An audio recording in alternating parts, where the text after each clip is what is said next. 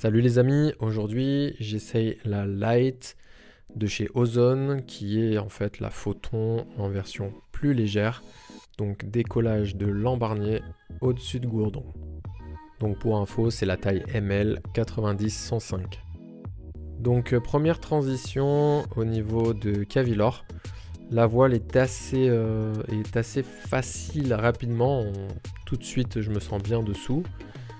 Donc je prospecte au niveau de Cavilor avant de trouver un petit truc et de transiter vers Courmette.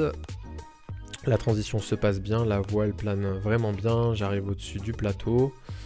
Je suis assez surpris parce que le virage il est vraiment très simple, la voile elle est très joueuse.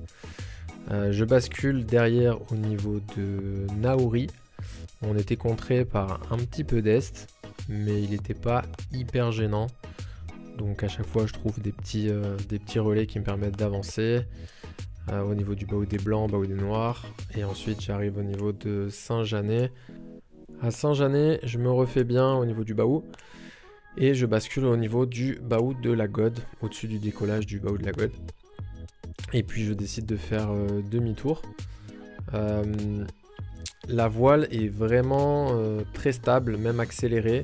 On sent qu'elle est solide et surtout, même quand ça bouge vraiment beaucoup, et bien en fait, on a ce sentiment de sécurité qui fait que on a l'impression qu'il peut rien se passer. Donc ça, c'est vraiment cool.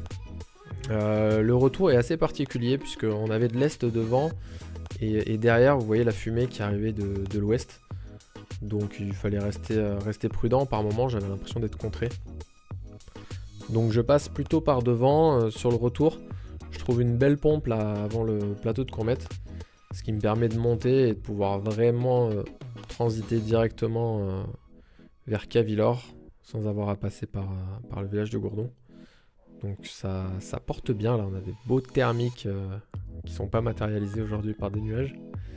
Thermique bleu, donc je m'avance vers la boule et j'ai encore du jus, donc je me dis que si j'arrive à prendre un peu de gaz, je vais pouvoir basculer sur Grasse. Et donc à la boule, je décide de partir en transition. Et voilà, nickel, ça flotte vraiment bien. Dès que je trouve un petit truc, je le prends. Là, on a la prison de Grasse, donc je la contourne par la droite. Et vu que j'arrive à prendre du gaz, encore je m'avance vers Cabri. Donc vous voyez le petit village en dessous, c'est Cabri. À ce moment là je fais demi-tour, donc là je suis un peu contré par l'est et je vais me mettre au-dessus de Grasse. Souvent au-dessus de Grasse il y a de quoi ressortir, donc là je fais un petit point bas mais j'arrive à remonter, il y a des petits thermiques et puis finalement ça monte bien et puis là je trouve le noyau et là je suis content parce que je me dis que je vais pouvoir rentrer. Donc dès que j'enroule un truc je le prends parce qu'après on a le petit verrou du plateau de la Sarrée. Mais vous voyez franchement ça marche bien, ça flotte bien. Je passe par devant.